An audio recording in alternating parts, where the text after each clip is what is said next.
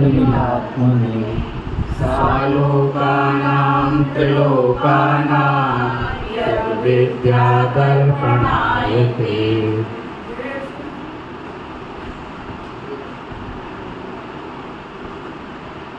आचार्य समंत भद्र द्वारा विरचित ये रत्नकर्ण श्रावकाचार्य नाम का महान ग्रंथ है और इसमें आज हमको 10वीं कारिका पढ़नी है, जिसमें सच्चे गुरु का स्वरूप है। इसके पहले हमने देव, सच्चे देव का स्वरूप पढ़ा था, फिर सच्चे शास्त्र का स्वरूप। और शास्त्र के स्वरूप में हमने ये समझा था कि जो इंद्रादि के द्वारा भी अनुल्लंघनीय है, प्रत्यक्ष और परोक्ष प्रमाण के द्वारा भी जो बाधित नहीं होता है, और जो कापथ्य घट्टनम, जो मिथ्या मार्गों का भी निराकरण करता है, ऐसा शास्त्र का स्वरूप। तो जैसे हमने देव का निर्धारण किया कि सच्चे देव कौन, वैसे ही हमने शास्त्र का भी निर्धारण किया कि सच्चे शास्त्र कौन है। क्योंकि ये जो विषय है वो सम्यक दर्शन का है, हमको श्रद्धा करनी है, और श्रद्धा अगर गलत पर हो जाएगी तो मिथ्या दृष्टि कहलाए, तो मूल में ही भूल हो जाएगी, फिर आगे गाड़ी तो गलत ही जाएगी। तो इसलिए आचार्य समंत भद्र स्वामी ने ये सबसे ज़्यादा जोर दिया इस बात पर कि हमको पहले स्वरूप का ज्ञान होना चाहिए। उस दिन भी ये चर्चा आई थी, दर्शन माने श्रद्धा, श्रद्धा तो होगी लेकिन बिना ज्ञान के श्रद्धा भी नहीं होती है। माने हम जिस ज्ञान की बात कह रहे हैं, श्रद्धा बहुत ज़्यादा पूजनीय है, इसलिए श्रद्धा को पहले लेते हैं, फिर ज्ञान का नाम लेते हैं। लेकिन उत्पन्न दोनों एक साथ होते हैं, और वहाँ श्रद्धा की बहुत प्रधानता है, इसलिए उसको श्रद्धान अर्थ में कहते हैं। लेकिन वो श्रद्धान बिना ज्ञान के नहीं होता है। यानी जो उसका स्वरूप ही ना समझे, जिसको उसके स्वरूप का ही ज्ञान नहीं होगा, वो उस पर श्रद्धान, तो श्रद्धान भी सच्चा नहीं होगा। अगर हमने गलत वस्तु में सच्चा श्रद्धान कर लिया, श्रद्धान सच्चा है लेकिन पदार्थ गलत है, और वो पदार्थ गलत इसलिए क्योंकि हमें पता नहीं था, अज्ञानता थी हमारे अंदर, या हमें उसके सही गलत का ही निर्णय नहीं था, तो हम तो श्रद्धा करते हैं, हमें तो उससे मतलब नहीं किसी। तो उसको फिर अंधश्रद्धा जो शब्द बोला जाता है ना, अंधश्रद्धा माने आंख बंद करके श्रद्धा का अर्थ है विवेक की आंख बंद कर ली, ज्ञान की आंख बंद कर ली, यानी बिना ज्ञान के श्रद्धान हो, बिना ज्ञान के अन्य बिना निर्णय के श्रद्धान हो। तो श्रद्धान तो हुआ, उसमें कोई दिक्कत नहीं है, और सही श्रद्धा आपकी तरफ से तो सही श्रद्धान हुआ और दृढ़ श्रद्धान हो गया, लेकिन वस्तु तत्व का निर्णय सही नहीं हुआ ना ज्ञान में, तो गलत के प्रति श्रद्धान, और जो गलत के प्रति श्रद्धान होगा तो वो श्रद्धान भी मिथ्या ही कहलाएगा। फिर हम सच्चे देव शास्त्र गुरु की बात नहीं करेंगे। इसलिए आचार्य समंत भद्र स्वामी ने सोचा कि हम सम्यक दर्शन का प्रकरण ले रहे हैं, जीवों को सच्चे श्रद्धान की बात कह रहे हैं, तो उनको पहले सच्चा स्वरूप भी तो बताएं कि आपको यदि श्रद्धान करना है, जानकारी में सच्चा स्वरूप रहेगा ना तो कभी गलत श्रद्धान नहीं होगी। देव का अगर निर्णय हमने सही नहीं किया होता तो देव देव करते करते तो दुनिया जिंदगी बीत गई, लेकिन सच्चा देव कौन है इसका निर्णय उन्होंने स्वरूप बताकर किया। तो अभी हम व्यवहार से चाहे किसी को भी देव कह दें, लेकिन हृदय में हमारे सच्चा श्रद्धान तो सच्चे देव के ही प्रति होगा। श्रद्धान तो हमारा उनके प्रति, भले हम मुख से व्यवहार में ये भी देव है वो भी देव ऐसे बोल दें, लेकिन चूंकि स्वरूप में निर्णय है हमारे अंदर में कि सच्चे देव कौन होते हैं, हमने लक्षणों से भली भांति समझ लिया है, तो हमारा जो अंदर का झुकाव है, अंदर का जो विश्वास है, श्रद्धान है, वो तो सच्चे देव के ही प्रति। ऐसे ही जगत में बहुत शास्त्र हैं, तो अन्यान्य शास्त्रों को भी देखते हुए, मैंने अभी एकदम से हम ये नहीं कह रहे हैं कि आपको कुछ देखना ही नहीं है, मैंने देखना ही नहीं है ये नहीं कह रहे हैं। अगर सच्चा स्वरूप पता होगा ना तो आप दुनिया में कुछ भी देखते हो। एक छोटे बच्चे को हम लोग कब तक घबराते हैं कि ये ना इसके अंदर अभी समझ पैदा नहीं हुई है, ये कहीं भी भटक सकता है, अभी इसके अंदर ना अच्छे और बुरे का विवेक जागृत नहीं हुआ है, ये हमें महसूस होता है, तो हम डरते हैं कहीं भी भेजने से उसको, चूंकि इसको सही गलत का भी निर्णय करने की क्षमता नहीं आई है, हे उपाधि का ज्ञान नहीं हुआ है, अच्छे बुरे का पता नहीं है, मैंने निर्णय नहीं कर पाता है कि ये मेरे हित में है या अहित में, तो हमें इसको बाहर भेजने में दिक्कत होती है, क्योंकि कोई भी फुसला लेगा। लेकिन जिस दिन हमें ये भरोसा हो जाता है कि इसके अंदर स्वयं में ये क्षमता आ गई है कि मेरा हित किस में है और अहित किस में है, ये निर्णय खुद कर लेता है, तो जिंदगी भर कौन से माँ बाप बच्चों के पीछे जिंदगी भर घूमते, फिर तो छोड़ देते उसको, वही अपना निर्णय खुद करो। माँ बाप को विश्वास हो जाए कि इसके अंदर अच्छे और बुरे का भी है। तो आचार्य कह रहे हैं हम बस आपको सही गलत की जानकारी दे रहे हैं, अच्छे और बुरे का विवेक जागृत कर दें, फिर आपको कहीं किसी चीज़ की मनाही नहीं है, आप सब पढ़ो पढ़ाओ सब करो, लेकिन पता होना चाहिए सही क्या है गलत। और जिस दिन ये विवेक जागृत हो जाता है उस दिन अन्य का भी स्वाध्याय कर रहे हो ना, अन्य तो अपने प्रति और ज्यादा दृढ़ श्रद्धान होता है भटकने की जगह। अरे देखो अपने यहाँ तो ऐसा नहीं है, देख रहे हैं सब कर रहे हैं, लेकिन अरे हमारा वास्तव में ही बहुत गजब है, मतलब दृढ़ श्रद्धान था उसमें और मजबूती आ जाती है जब अन्य मिथ्या प्रतिपादन देखते हैं, पढ़ते हैं, समझते हैं। हमारे आचार्यों ने अन्य मत का निराकरण भी किया, शास्त्रों में आया था ना कापथ्य घट्टन, तो वो कापथ्य घट्टनम बिना कापथ को जाने, माने कुमार्ग को जाने बिना तो उसका घट्टनम नहीं होगा, यानी उसका निराकरण नहीं होगा। तो वो अन्य शास्त्रों को भी पढ़ते थे। भाई मुझे अगर किसी शास्त्र में कोई गलती है बताना हो तो उस शास्त्र को बहुत गहराई से पढ़ना पड़ेगा, नहीं तो हम ऐसे उसका निराकरण नहीं कर सकते उसकी बातों का। तो अब सोचो वो पढ़ते थे लेकिन भटकते नहीं थे ना, ऐसा नहीं है पढ़ने को मना नहीं था, लेकिन उनको सम्यक दर्शन है, उनको अपने प्रति दृढ़ श्रद्धा है, पढ़ भी रहे हैं तो उससे उनका अपने में ही प्लस हो रहा है, माइनस नहीं हो रहा है। अरे देखो यही स्वरूप, इतनी सी बात समझ में नहीं आई, हमारे शास्त्र में तो इतना अच्छा प्रतिपादन, और वो उन्होंने यही किया।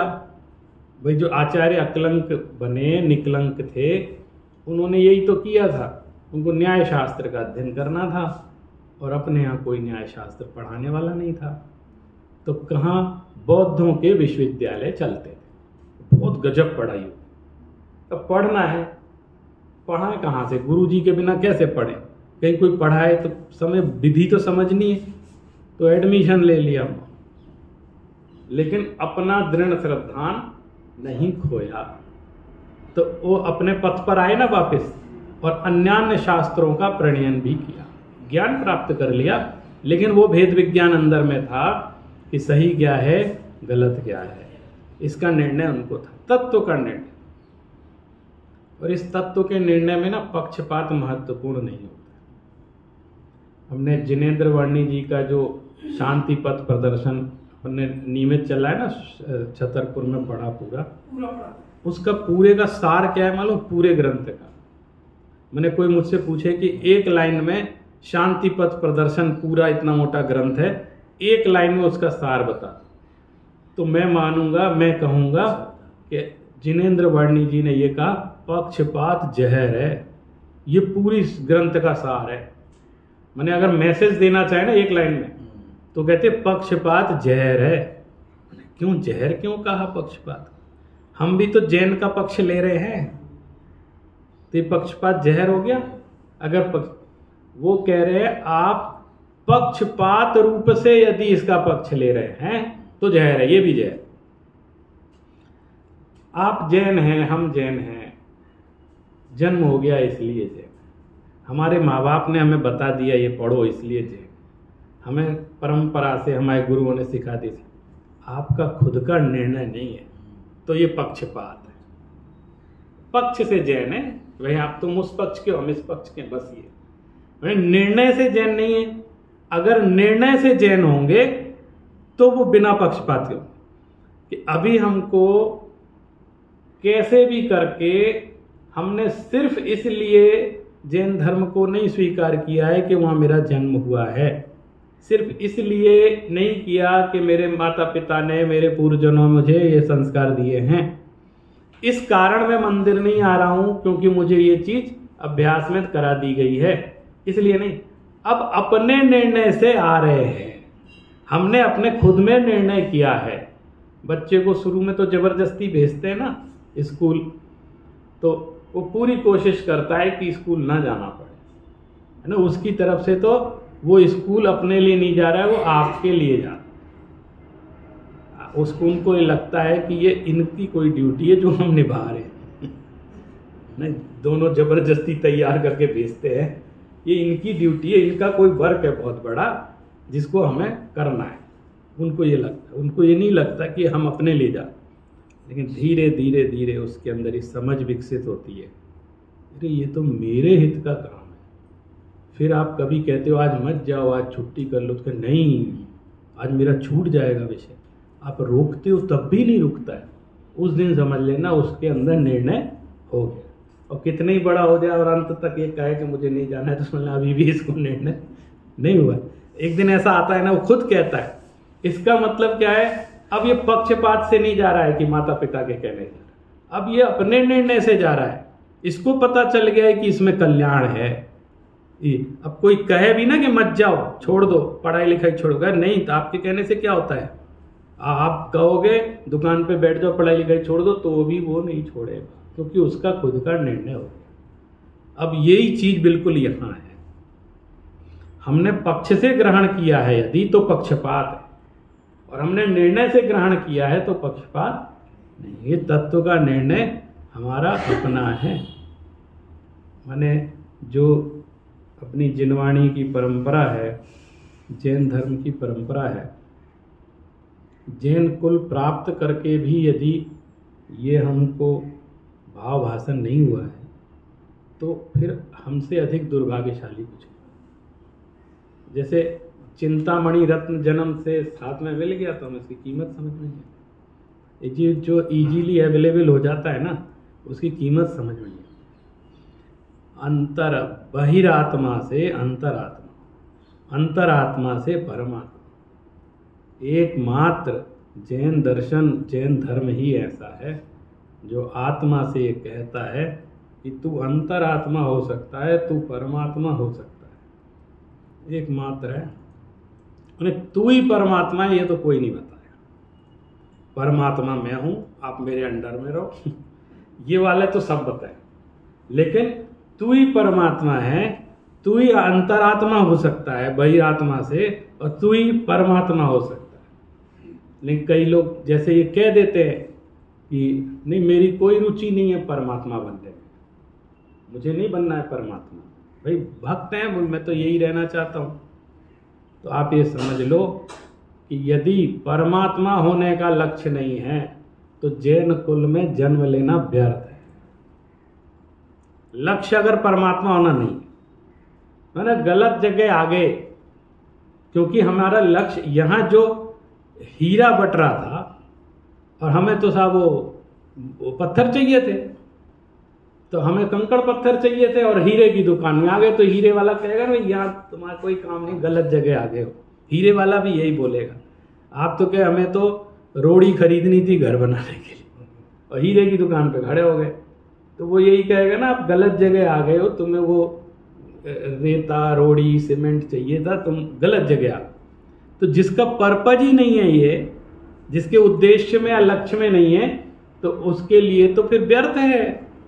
फिर तो आप कहीं भी रहते, स्वर्ग वर्ग तो मिल ही जाता वहां पर, कोई अंतर थोड़ी। स्वर्ग आदि की प्राप्ति तो कहीं भी हो जाती है, मंद कषाय के भाव परिणाम हो तो किसी भी माध्यम से स्वर्ग आदि की प्राप्ति तो हो जाती है। लेकिन ये जो असली मार्ग था वो ये था, इसी बहिरात्मा को एक तो पहले अंतरात्मा बनाना, फिर इसी अंतरात्मा को परमात्मा बनाना, ये मुख्य लक्ष्य है। और जिसके जीवन में ये लक्ष्य नहीं है, मूल में अभी तुरंत प्राप्ति नहीं होगी, लेकिन मुख्य लक्ष्य अगर नहीं है तो मैं कहता हूं कि उसको जैन कुल में जन्म लेना उसका व्यर्थ है। किस लिए जन्म लिया? ठीक है, फिर निभा लो, लेकिन असली चीज प्राप्त नहीं कर पाए। तो इसी श्रृंखला में अब हमारा जो कारिका पढ़नी है हमको, 10वीं कारिका है। देव का स्वरूप समझ में आ गया, शास्त्र का स्वरूप समझ में, अब हमको आज सच्चे गुरु का स्वरूप समझ में। एक बहुत प्रसिद्ध कहावत है, पानी पीवो छान के और गुरु जानो या गुरु मानो जानो। अब गुरु का निर्धारण करना है तो सच्चे गुरु का लक्षण यदि पता ना हो तो हम गुरु का निर्धारण कैसे करें? अब गुरु का अगर गलत निर्धारण हो गया तो वो भी व्यक्ति जब गुरु के प्रति श्रद्धा करता है, फिर गुरु का जैसा आज्ञा होगा, जैसी आदेश होगा उसको ही फॉलो करेगा, तो वो फिर गलत भी हो सकता है।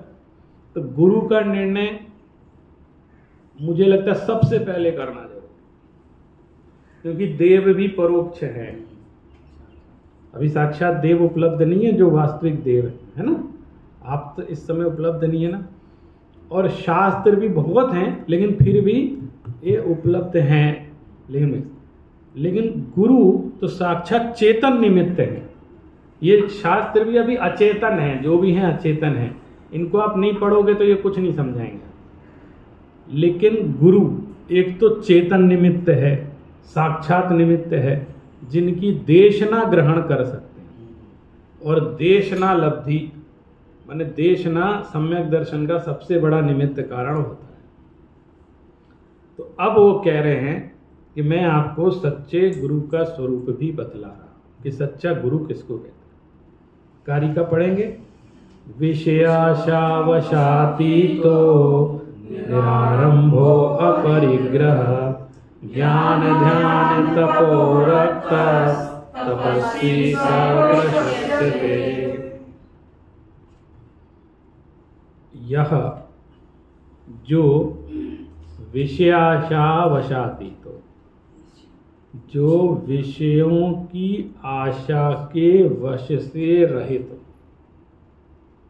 विषयों की आशा माने पंचेंद्रिय के विषयों के भोगों की आशा, पंचेंद्रिय के विषयों की आशा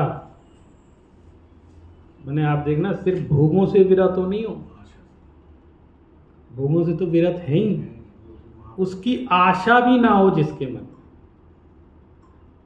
विषयाशा, विषयों की आशा।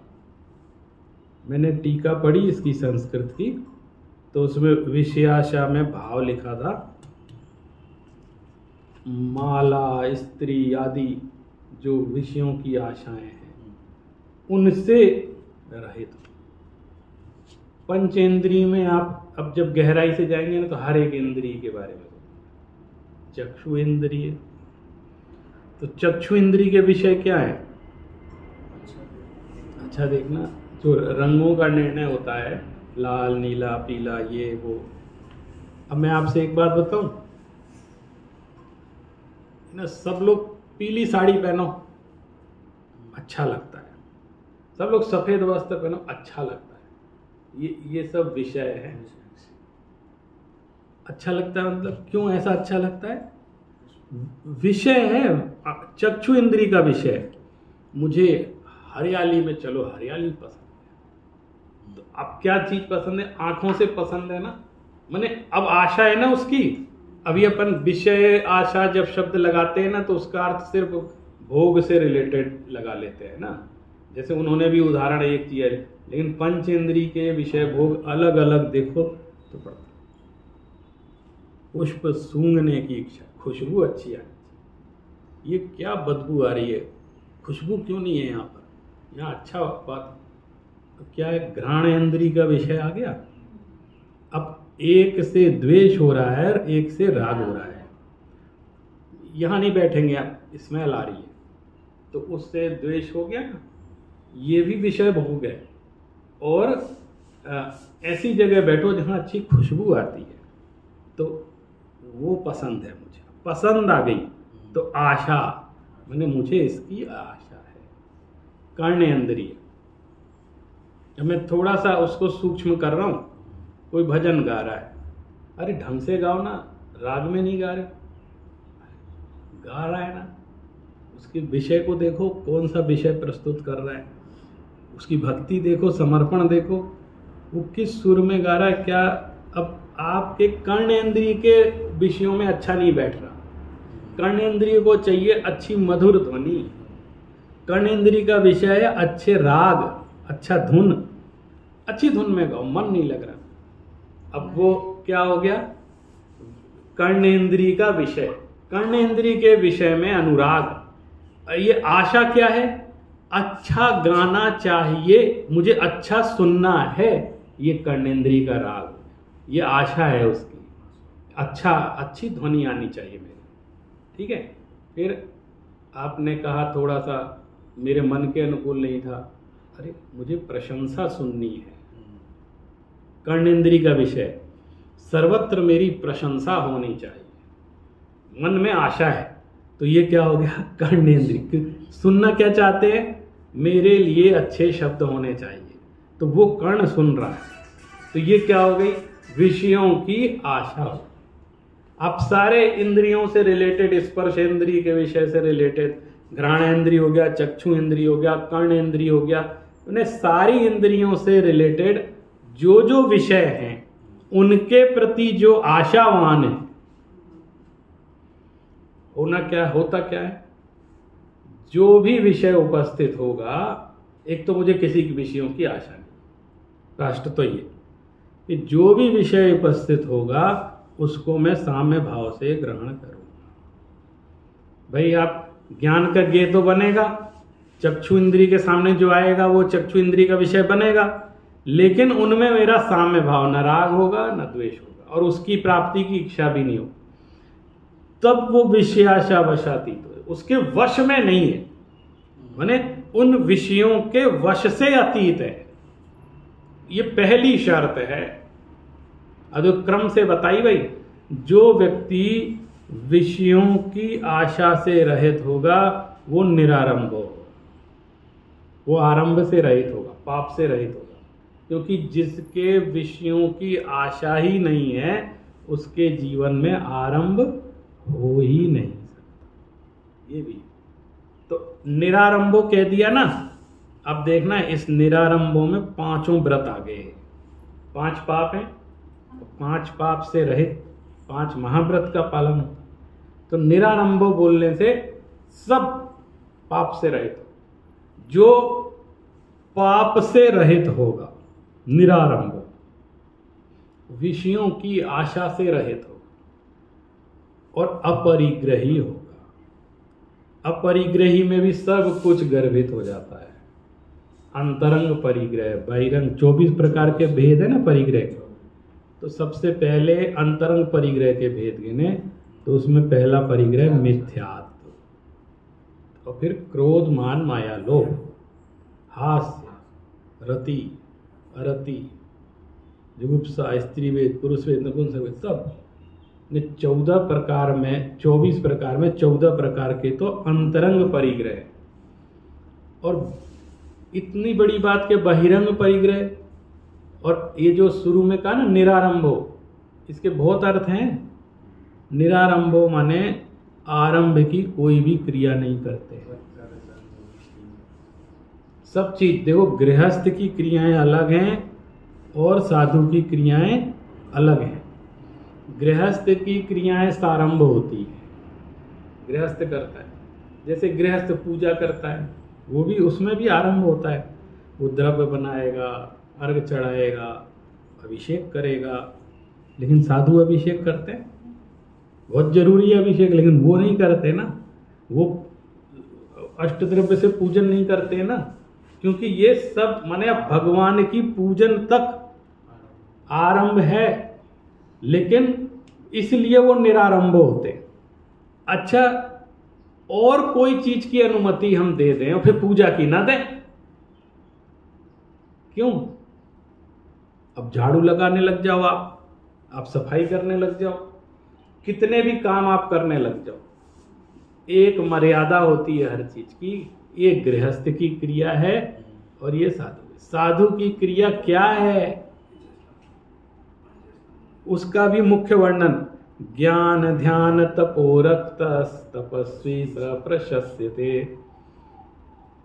साधु सिर्फ आहारचर्या के लिए एक मान लो ये पराधीनता है उनकी कि उसको श्रावक के सामने हाथ ऐसे करने पड़ते हैं।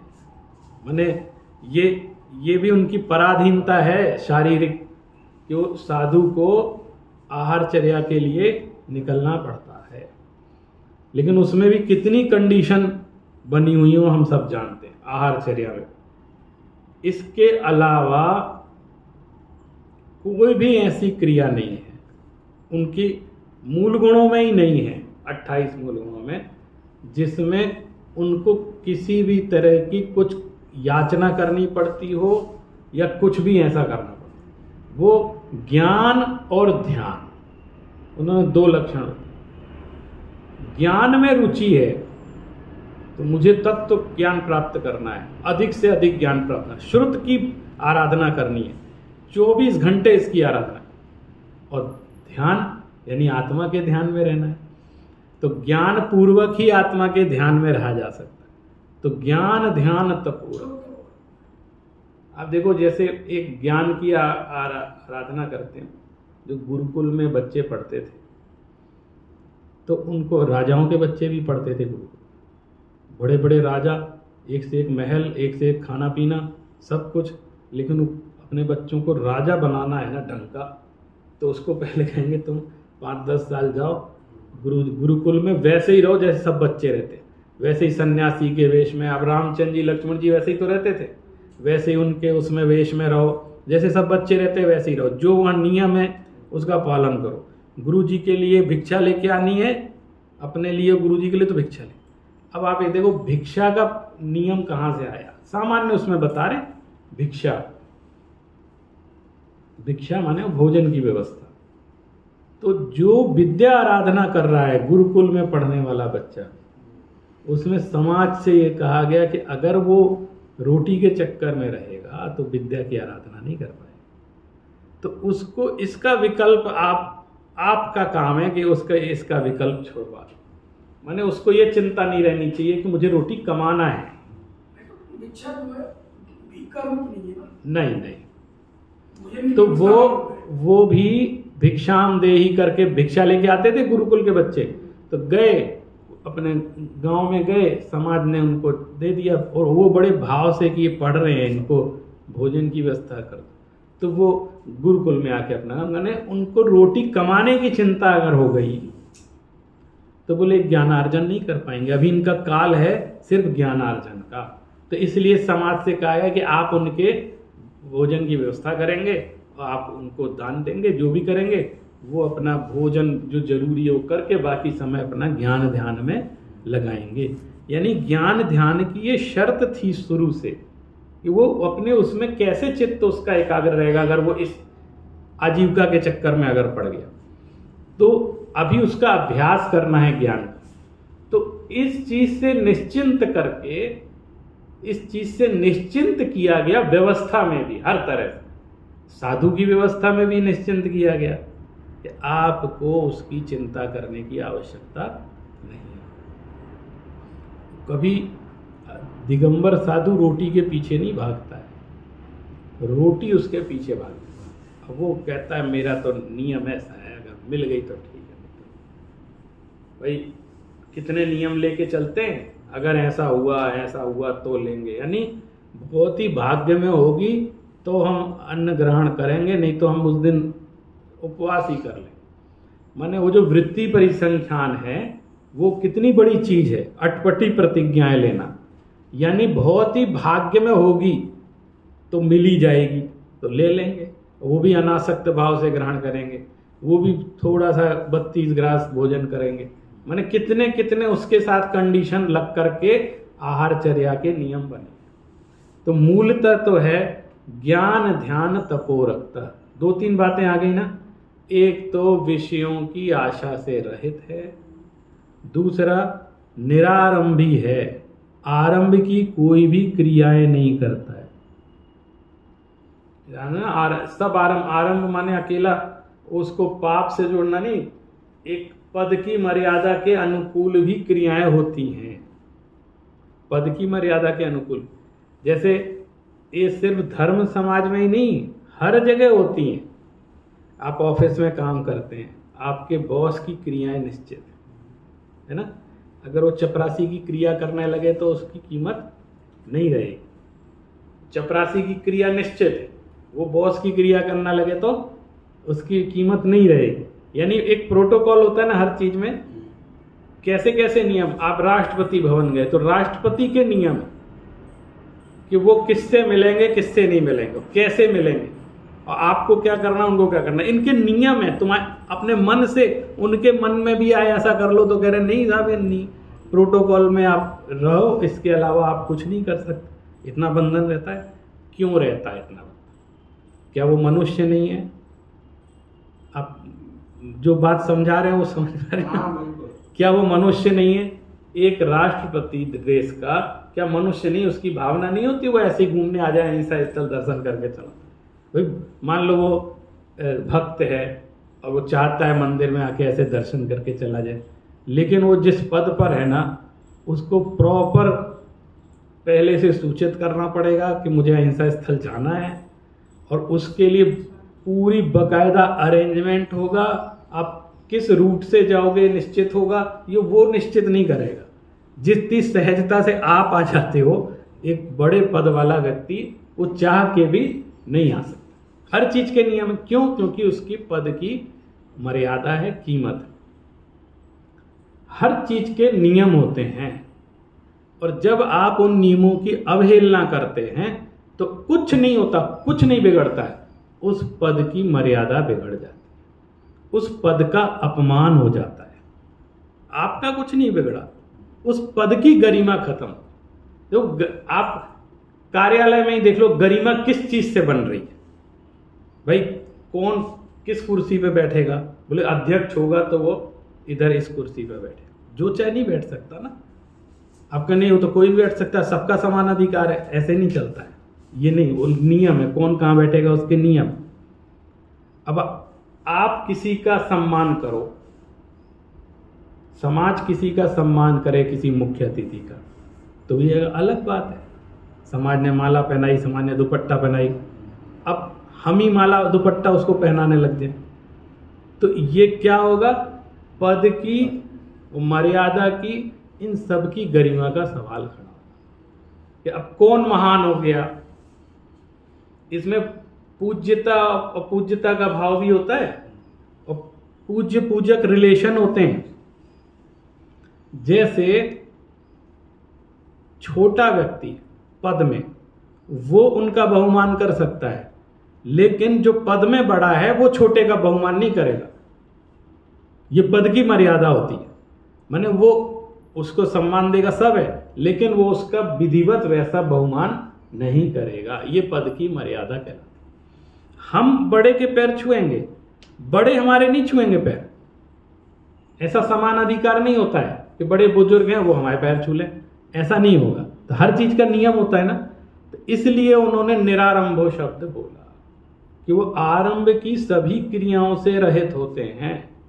अब आप खुद को श्रावक ही समझने लग जाओ तो बात अलग, तो श्रावक की सारी क्रियाएं करने लग जाए तो बात अलग, वो उसकी फिर कोई बात नहीं। इसलिए पद की और मर्यादा की ध्यान में रख के, उसकी कीमत को ध्यान में रखकर ही वैसा ही आचरण किया जाना योग्य होता है। अब एक शब्द इसमें आया, तपस्वी सप्रशस्यते। एक तो तपस्वी शब्द का प्रयोग किया ना गुरु की महिमा के लिए, हमने पहले ही बताया था, पहले भी तपस्वी शब्द आया, माने तप से जुड़ता है तपस्वी। तो इसलिए उन्होंने कहा और तो सब गुरु है, सब लोग गुरु जी कहलाते हैं, लेकिन तपस्वी हर एक को आप नहीं कह सकते। हर एक के लिए तपस्वी शब्द का प्रयोग नहीं करते। तपस्वी तो जो तपस्या करता है उसी के लिए इस शब्द का प्रयोग होता है। तो जो ज्ञान ध्यान में रखते हैं, या ना किसी किसी किताब में रत्न शब्द का प्रयोग किया, ज्ञान ध्यान तपो रत्न ऐसा भी आता है, और कहीं कहीं रक्त आता है। तो दोनों ही की व्याख्या की। अगर रत्न है तो जो ज्ञान और ध्यान को ही रत्न समझते हैं, और रक्त है तो जो ज्ञान और ध्यान में रत रहते हैं, उसमें लीन रहते हैं, उनको ही उनकी ही प्रशंसा की जाती है और वही प्रशंसनीय है। इसका एक भाव और बताएं इस शब्द का,